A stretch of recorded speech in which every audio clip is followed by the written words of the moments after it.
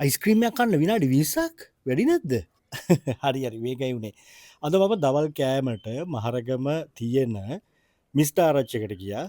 මගේ කලින් වීඩියෝ එකක් මම දාලා තිබුණා මිස්ටර් ආරච්චිගේ රිවිව් එකක්. මට පල්ලු යන්න බැනලා තිබුණා. මිනිස්සු ඒ වීඩියෝ එක 3,14,000ක් විතර බලලා තිබුණා. කොහොම හරි ඉතින් මම අද ඇත්තටම ගියේ මේගොල්ලන්ගේ මොන හරි ඉම්ප්‍රූව්මන්ට් එකක් තියෙනවද කියලා චෙක් කරගන්නත් එක තමයි. අද මම කන්න කියලා ගියා.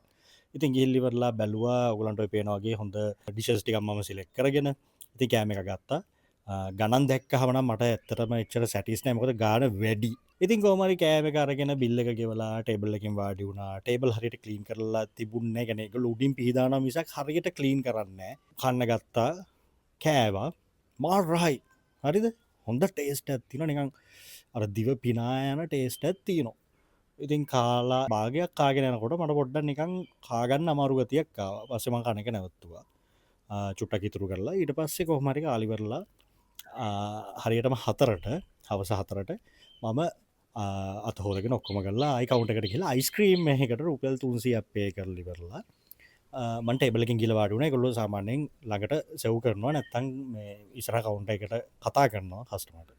ඉතින් දැන් මම ඉන්නවා 4:20 වෙනකම් බැලුවා නෑ. 4:25 වෙනකම් බැලුවා නෑ අයිස්ක්‍රීම් එක නෑ.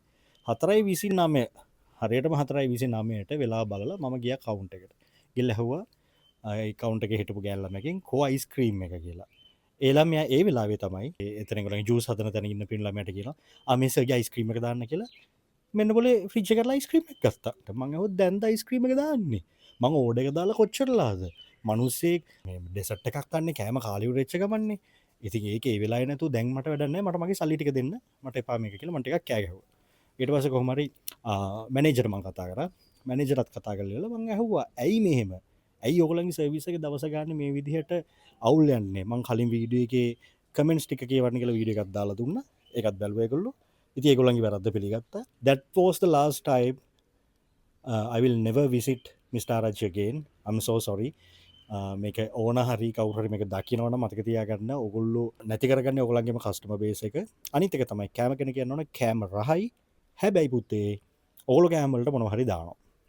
හොදි වලට ඔයගොල්ලෝ අනිවාර්යෙන් මොන හරි MSG හරි මොනවා හරි දෙයක් මික්ස් කරනවාමයි මට ඒක හොඳටම විශ්වාසයෙන් කියන්න පුළුවන්. මොකද අර එකේ කමෙන්ට් දාලා තීච්ච අයත් හරියට කියලා තිබුණා මේගොල්ලෝ මොන හරි කෑම වලට දානවා කියලා. හේතුව තමයි කෑම එක කාලා දැන් වෙලාව 5යි.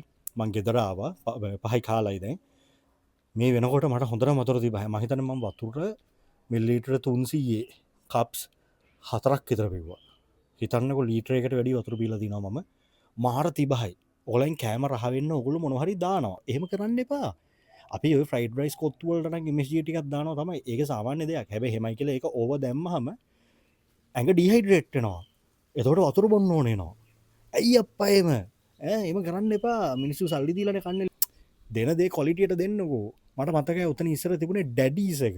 මීට අවුරුදු 10කට 12කට විතර කලින් පට්ට කොලිටි මාර සර්විස් එකක් දුන්නා. හරි රහයි කෑම. එතනින් තමයි මම පළවෙනි පාරට ෆිෂ් කොත්තුවක් කෑවේ. 2015 ඒ කියන්නේ කොත්තු කාලා තියෙන ෆිෂ් කොත්තුවක් කෑවේ පළවෙනි පාරට එතනින්. ඒ ෆිෂ් කොත්තුව කාපු හින්දා තමයි මම අදටත් ෆිෂ් කොත්තු කන්න ආස. ඒගොල්ලෝ මාර සර්විස් එකක් දුන්නා. AC කියලා නීමර තිබුණා. මෙතන ඕගොල්ලන්ගේ සර්විස් එක අන්තිමයි. චිට් චැට් කර ඉන්නවා වැඩ කරන කට්ටිය. ඇයි එහෙම? සමහර ස්ටාෆ් එකයි හොඳයි, මැනේජර් අතරම හොඳයි. හැබැයි ඔයගොල්ලන්ට ඉම්ප්‍රූව් කරගන්න දේවල් ගොඩක් තියෙනවා. මම ආයෙ උතනට විසිට් කරන්නේ නැහැ. මම දන්න කෙනෙක්ටත් මම යන්න දෙන්නේ නැහැ. මම මේ වීඩියෝ එක දානවද නැද්ද කියලා හිතේ ඉඳලා මම මේක දාන්නේ. කාටවත් ප්‍රශ්නයක් ඇති කරන්න නෙවෙයි. හැබැයි ඕගොල්ලෝ ඕගොල්ලන්ගේ සර්විස් එක ඉම්ප්‍රූව් කරගත්තොත් අන්න එදාට මම එනවා. මට හොඳ ෆීඩ්බැක්ස් ආවොත් මම එනවා. මොකද Google reviews ඔයගොල්ලන්ට මේ ස්ක්‍රීන් එකේ පේනවා ඇති.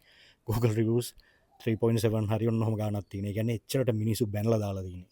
ඇයි මෙහෙම වෙන්නේ? ඔයගොල්ලෝ කෑම කඩ යන්නේ. හරි. ඒක කතා වැඩක් නැහැ. කෑම එක කෑවා. ඉතින් මං සැටිස් නෑ.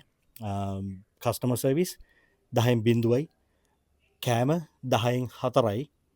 ලොකු පෝෂන් එකක් දෙන හින්දා 10න් 4ක් දුන්නේ. ඇට්මොස්ෆියර් එක 10න් 6ක් වගේ දෙන්න පුළුවන්. එහෙනම් තව ඉතින් සෙට් වෙමු. See you. Bye.